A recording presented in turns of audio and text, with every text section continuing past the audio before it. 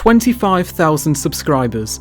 To think that so many people are watching my videos really is incredible, and that the channel grew from 10,000 subscribers in September to now is quite unbelievable, and it wouldn't be possible without all of you watching, who like me are just as passionate about the natural world, and I hope this community can continue to grow and collaborate into the future. Recently, I made a post detailing that I would be doing a question and answer for a 25,000 subscriber special, and it was great to see all of the submissions. Interaction within a community is an important part of any channel, where many people can meet up and talk, discussing the videos themselves, or just watching the videos is all beneficial, and I'm truly thankful that so many of you left your questions, and in saying that, it's time to get into the questions themselves. If you could revive one extinct New Zealand bird species, which one would you choose? This is a really hard choice given the sheer amount of remarkable animals that have become extinct over the period of human habitation. But if I had to pick one, it would probably be the South Island giant moa, simply to just how large and interesting they are, not only based on their unique anatomy, but also their importance to their ecosystem, given that they were key in the shaping of New Zealand's forests, being the primary browsing animals, and just seeing a fully grown female bird in the flesh would be a brilliant sight to witness. Could you do a video on the great apes? I do plan to make videos on these remarkable animals at some point in the future, and some are already on my list for future videos, which at the moment is continually growing as I come up with new ideas. What were your favourite and least favourite videos to make? Most of, if not all of my videos were fun to make, but if I had to choose a least favourite, it would probably be the most important discoveries in Paleontology Part 1, given that while it was fun to research, putting the video together took quite a long time, although I was happy with the results. My favourite if I had to choose would probably be the Walking with Dinosaurs review, as it was covering a subject very close to me, and I really wanted to put a lot of effort into making it as great as it could be, even if the narration is, to me at least, quite lacking compared to my recent videos. Could we be looking forward to more cryptozoology videos in the future? Most definitely. I already have a few down for future videos, and it is only a matter of time until I get into them. Can you review other paleo documentaries?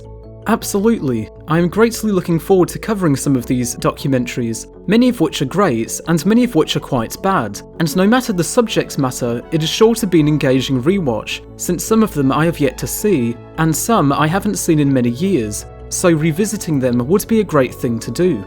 What's the favourite video on your channel? Although my favourite to make was the Walking with Dinosaurs review, I really don't have a favourite when it comes to the finished video, and so really, any of my most recent videos are my favourite, since they have the best narration and pacing, and overall I am very happy with how they have all come out.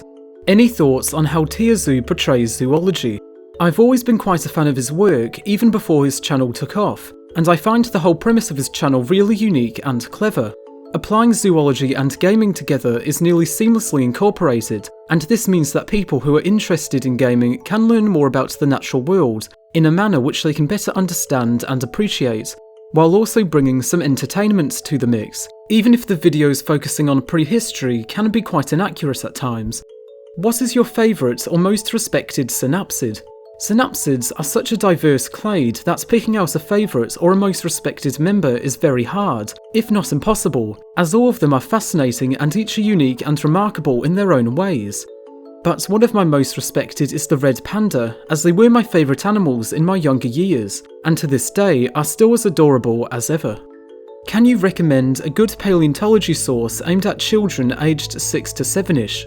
I'd say that Dinosaur George would be a good pick, since his videos often go over more of the basics when it comes to the field, and is overall a great, easy to understand source for anyone wanting to get into the science.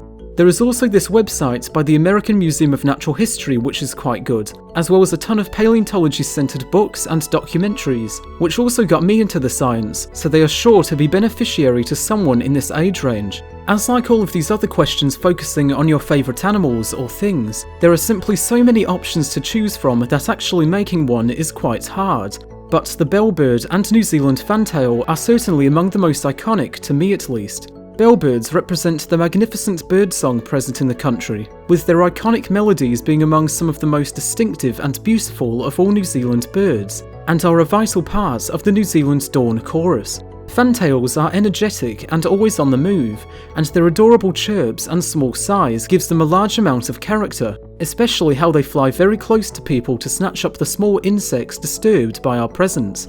Anything on Precambrian life? Given how little attention this time period has received on YouTube, as well as it being a topic I'm interested in, I will almost certainly make a video on it at some point. Can you do a special on Cryolophosaurus and other Arctic/Antarctic dinosaurs? Almost certainly, given how these animals are all very interesting, and like the previously discussed Nanuqsaurus, would all make for a good video. Do you collect dinosaur figures? Over the years, I have amassed quite a few figurines, but not to near the level that some people have, although I do plan to add a few more, as some look to be really good. And I also remember quite a few of the shows made on YouTube that feature some of these figurines, which definitely got me interested in the collection of some of them, although it never took off to such a huge level. If humans could bring back extinct animals, which would you say would be the most beneficial, environmentally, culturally, or for any other reasons? When it comes to bringing back extinct animals that would be more beneficiary, I'd say that woolly mammoths and moa would be some of the most important environmentally, given that the ecosystems that the animals existed in has either been diminished in the case of the moa, or replaced in the case of the woolly mammoth.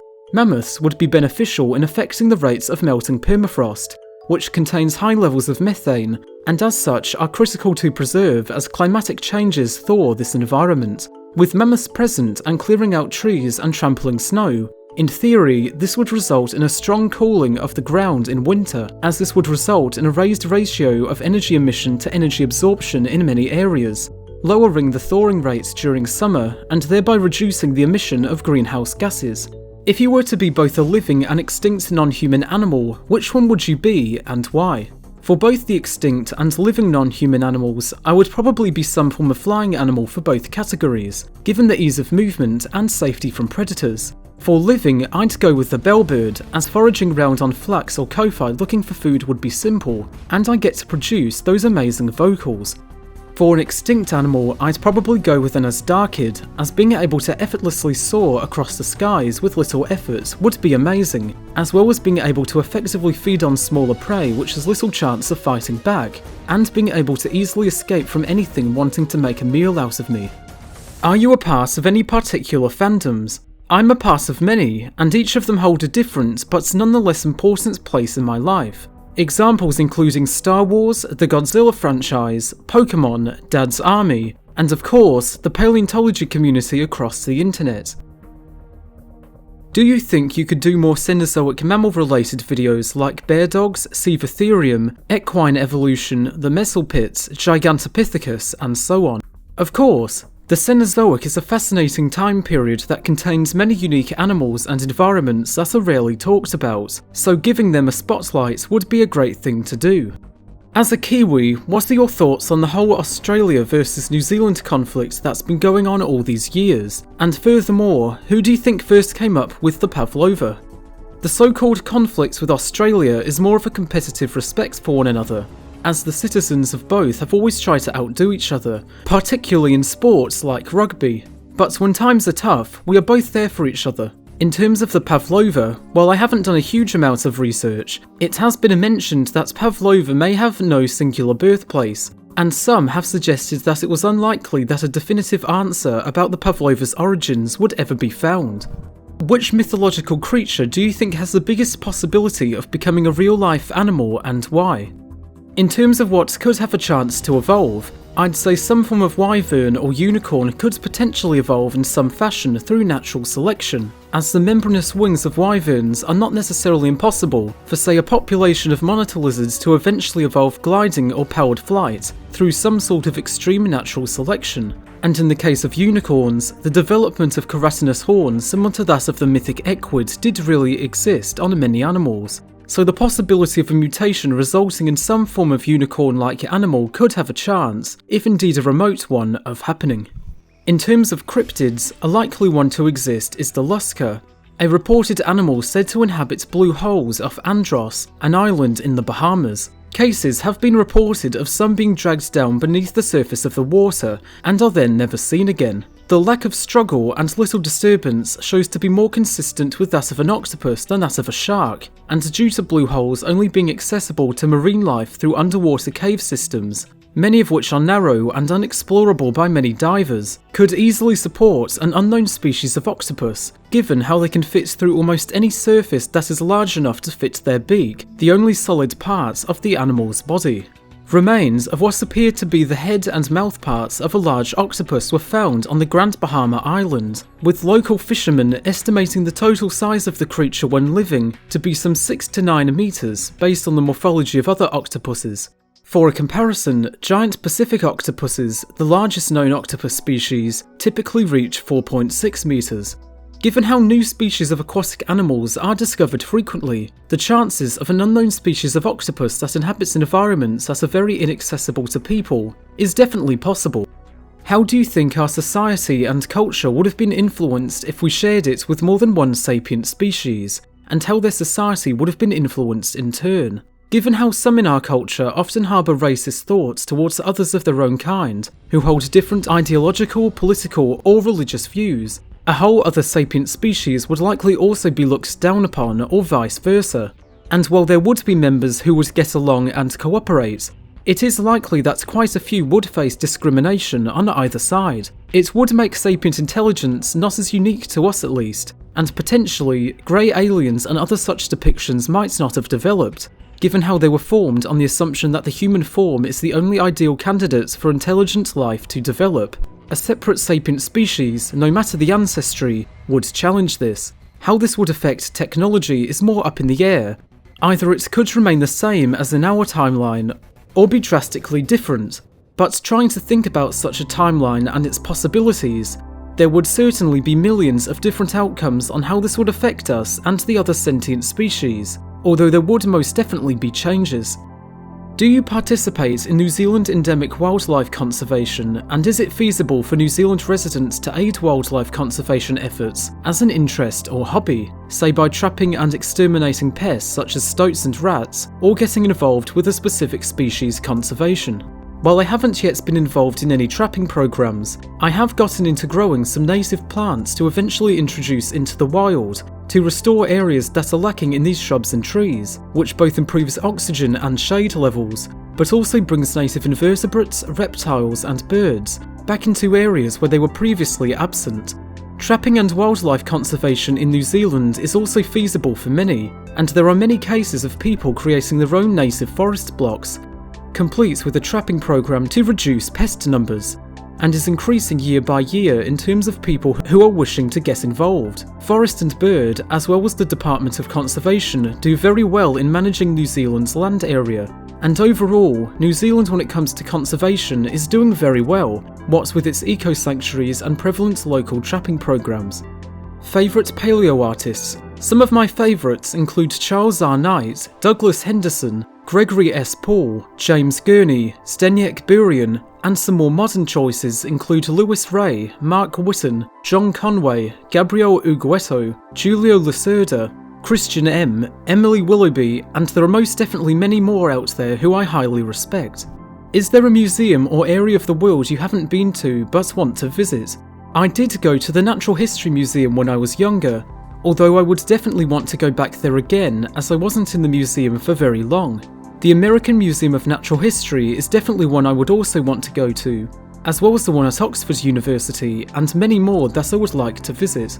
In terms of areas of the world, I would like to visit parts of America and more of England at some point, as well as to Iceland, given the absolutely breathtaking scenery.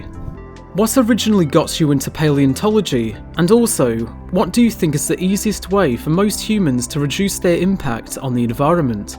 I got into zoology and/or paleontology from reading books on the subjects and being fascinated by the many documentaries that I watched, such as the Walking With series and Prehistoric Park, that really got me into all of the sciences, and was confirmation of what I wanted to be interested in. The easiest way for all of us to reduce our impact in the environment is to consume less, getting what you need, but cutting out things in your life that are unnecessary, helps in reducing the need for companies to fuel huge demand, in turn reducing the land needed to manufacture or house the products that you think you need, leaving these areas open to nature to survive and thrive. Doing your part in environmental restoration is also something that you can do as well, such as native plantings, or even adding native plants to your garden or region is something that nearly everyone can be a part of, and also not littering. And with that, I hope you enjoyed this video. Thank you all in getting this channel to 25,000 subscribers, and I hope to see you all for the next subscriber special at 50,000. With that said, I will see you all next time, whenever that may be.